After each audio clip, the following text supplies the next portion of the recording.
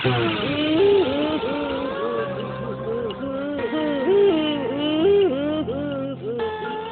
সর্বনাশ, দেখি দেখি গোপাল ভাঁড় কাঁদছে কেন? কেন কি হয়েছে? তোমার চোখে জল আমাকে সত্যিই অবাক করলো। মরতে শুনেছি, তুমি লোক হাসাতে।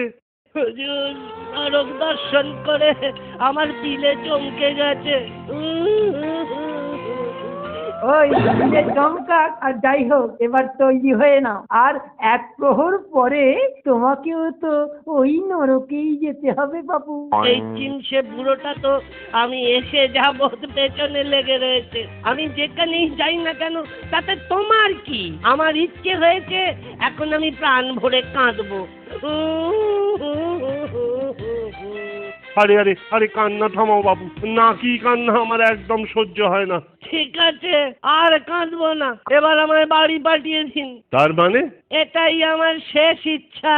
আরে কি বিপদ, এ কি দুর্যোগ, এরকম কখনো শুনিনি। চিত্রগুপ্ত, ও চিত্রগুপ্ত, এ ব্যাপারে তোমার কি মত? এ তো কেস জন্ডিস হয়ে গেল, আমার মাথায় কিছুই আসছে না। এ যে আমাকে সাংবিধানিক সংকটে ফেলে দিল গো। তা বললে তো হবে না বাবু, বর যখন দেবেন বলেছেন দিতে তো তখন হবেই। ওরে বাবা, এ কি বিপদ, এ তো আগে শুনিনি কখনো, আগে করিওনি কখনো। দাঁড়া, বিষ্ণু লোকের সঙ্গে একবার কথা বলি। ভগবান বিষ্ণুর সঙ্গে কথা না বলে এ ব্যাপারে সিদ্ধান্ত আমি নিতে পারবো না। আচ্ছা নিন, কথা বলুন, যত তাড়াতাড়ি পারেন বলুন, আমার সহ্যের বাইরে চলে গেছে রে বাবা। প্রভু আমার, হে দীননাথ, রক্ষা করো, রক্ষা করো। বুঝলে যমরাজ, এই দিব্য দৃষ্টিতে সবকিছুই প্রত্যক্ষ করেছি, তোমাকে আর কিছুই বলতে হবে না। প্রভু, আপনি একটা উপায় বার করুন, নইলে এই ঘোর সাংবিধানিক সংকটে আমার আসন যে টলমল হয়ে যায়। তুমি হলে বুনো ওল, আর ও হলো বাঘা তেঁতুল। তার উপস্থিত বুদ্ধিতে সে তোমায় ঘোল খাইয়েছে, তাই তার খেসারত তোমাকেই দিতে হবে বাবা।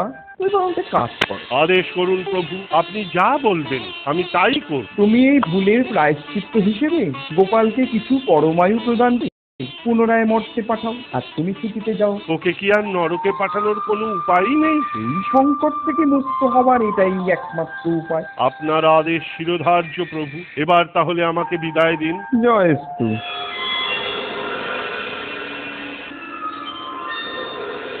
এই যে তোমরা ফিরে এসেছেন দেখছি, তা বিষ্ণু লোকের সাথে পরামর্শ করে কোনো উপায় পেলেন? চিত্রগুপ্ত, গোপালকে নরকে পাঠানোর আর কোনো উপায় নেই। সে কি তাহলে উপায়? ভগবান বিষ্ণু আদেশ দিয়েছেন যে তুমি ওকে কিছু পরমায়ু খেসারত হিসেবে প্রদান করে পুনরায় মর্তে পাঠাও। ভগবান বিষ্ণুর জয় হোক, ভগবান বিষ্ণুর জয় হোক। কি গোপাল, এবার খুশি তো?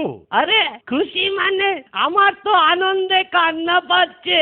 এবার তাহলে মানে মানে বিদেয় হও, আমার ঘাট হয়েছে, এবার আমার ঘাট থেকে নামো বাপু। প্রণাম যমরাজ, এবার তাহলে সত্যি সত্যি বিদায়। চলি রে চিতু, একটু ভালো করে খাওয়া দাওয়া করিস, যা প্যাংলা কাটিং চেহারা। চলি বন্ধুগণ, বিদায় সবাই, ভালো থাকবেন, চিঠি দেবেন, নমস্কার।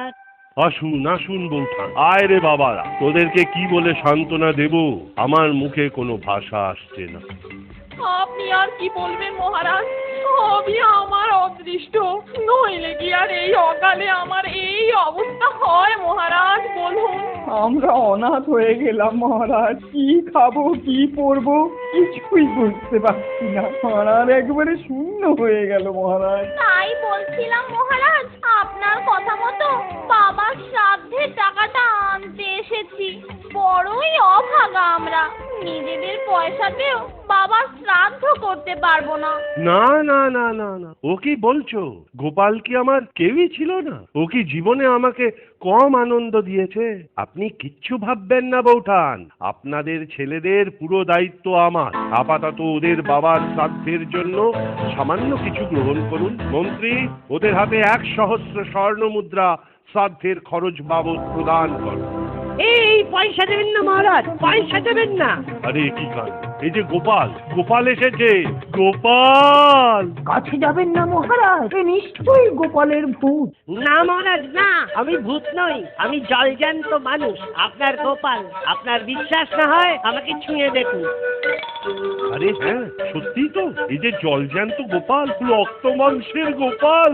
কি মহারাজ, বলে গিয়েছিলুম না যে ঠিক যমরাজের আসন তলিয়ে সত্যি ফিরে আসবো? দেখলেন আপনার গোপাল কি পারে। ধন্য ধন্য গোপাল, তুমি আজ ইতিহাস সৃষ্টি করলে। আজ সারাদিন ধরে উৎসব হবে, মন্ত্রী রটিয়ে দিন, সারা রাজ্যে এক পক্ষ কাল ব্যাপী উৎসব, চারিদিকে আলো করে দিন, বাজি ফাটান। আজ গোপাল ফিরে এসেছে, আমার প্রাণ ফিরে এসেছে।